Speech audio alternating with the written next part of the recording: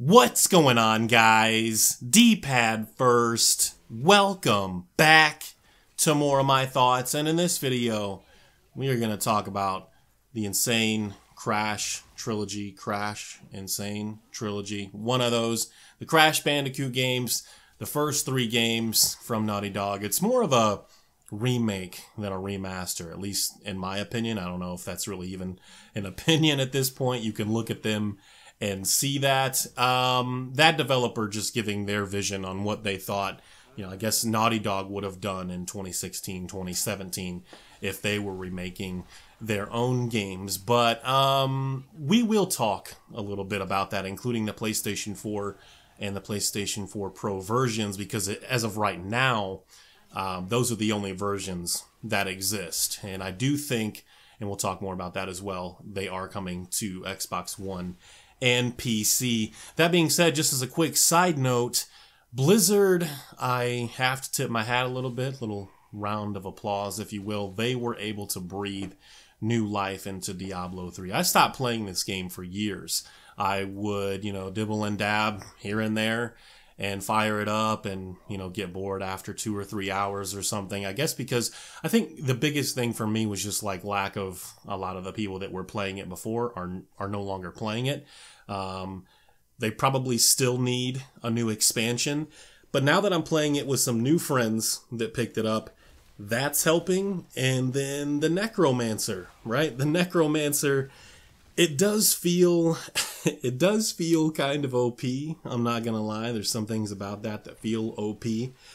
Just being able to explode dead bodies and use that to your advantage and kill other enemies that are still alive is like, that's a big thing, And I just like blowing the dead bodies up anyway. Like even after I've cleared an area, I'll just blow dead bodies up because it looks cool. A lot of the Necro abilities look really cool. They animate really well. Blizzard did a hell of a job, as they always do. Like, Blizzard is one of the best, in my opinion, especially when it comes to polish, right? Yes, they suckered me in with this. I was not happy about that price. I do think it's a lot of fun, right? I do think it's a lot of fun. I am not saying that I'm some entitled gamer, but a lot of times when I take a shot at the price or, just flat out complain and whine about the price, a lot of times I'm not really doing it for me as I am like the average consumer. I think that this could have done a lot better for Blizzard if it had been $5 or even $10.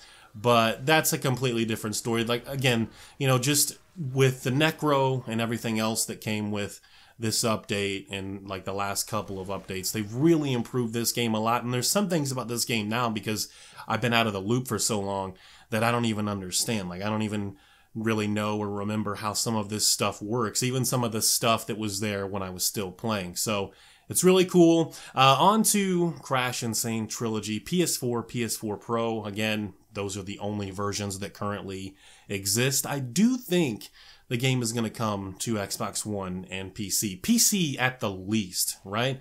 PC at the very least. It is Activision. They are going to want to make as much money as they possibly can back from this investment. And I think that this game sits on PS4 and PS4 Pro for, maybe a month, 3 months, 6 months at the most. I mean, I guess if you really wanted to push it, possibly a year, but, maybe some sort of deal with Sony in place. I don't know. Maybe it stays exclusive, but Activision doesn't normally make a lot of exclusives the last time I checked, and I can't see this one being any different, but it does make sense to release it on PlayStation first.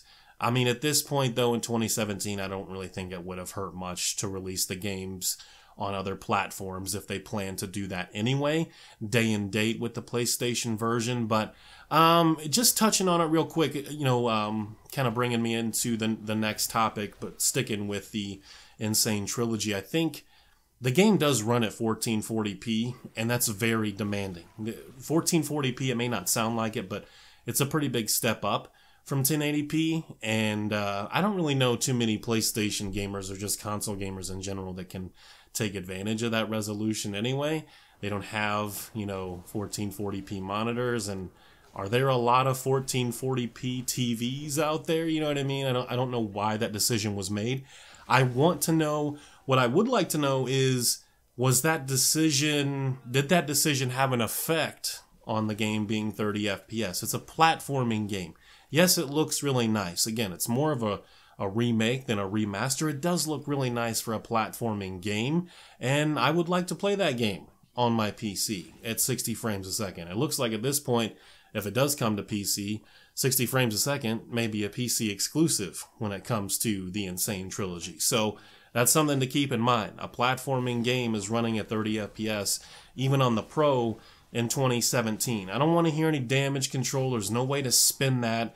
But I do think, I'm definitely not trying to damage control it, but I'm thinking if they'd have kept that at 1080p, there would have been a better chance at 60. I'm not really sure. I'm sure there's other factors in place. I don't pretend to know, again, everything there is to know about game development, but I am a little disappointed because while it does look good, I don't think it looks Mario Odyssey good, right? That game looks pretty incredible, and it runs at 60 frames a second. The damage control is going to roll out again and tell me that Mario Odyssey, at least in its current state, runs at 720p, and maybe it comes out at 720p, and that's fine too. We're not talking about resolution, we're just talking about the frame rate. Yes, maybe 1440 had an effect on that. I don't know, but it's still disappointing. I don't know why you would do that as a developer for a platforming game.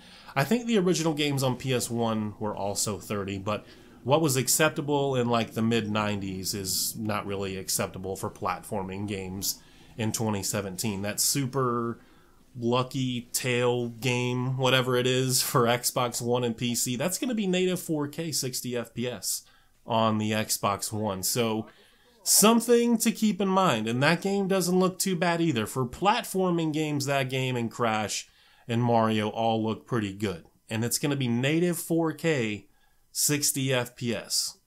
And again, Mario Odyssey, to me, looks better than both, and it runs at 60. So that's my take on those, just kind of this whole Crash thing in general. Again, I think, when you look at Sony and Nintendo, especially Sony, when something is exclusive, they really want you to know that it's exclusive, a true exclusive. And they haven't really said anything about that on one of their bigger stages like E3 or the PlayStation Experience or anything like that.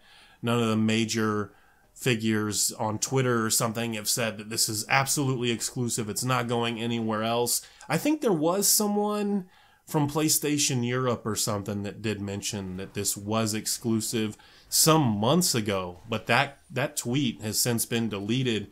Maybe I'm wrong about which section of Sony, which section of PlayStation that came out of, but that tweet has since been deleted.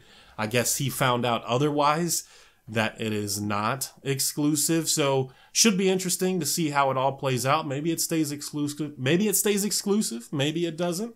But yeah, that's going to be the video. Thank you guys for watching. Let me know what you think down in the comment section. Is it going to come to PC? Is it going to come to Xbox? Are you fine with the 30 frames for a platforming game? Would you have rather them have it at 720 or 1080? If that would have helped get it to 60, there's no guarantee of that because we don't know all of the factors. But again, 1440p is pretty demanding. So let me know what you think. Comment section. Thank you guys for watching. Thank you for all the continued support. Take it easy. Peace. Do you want it?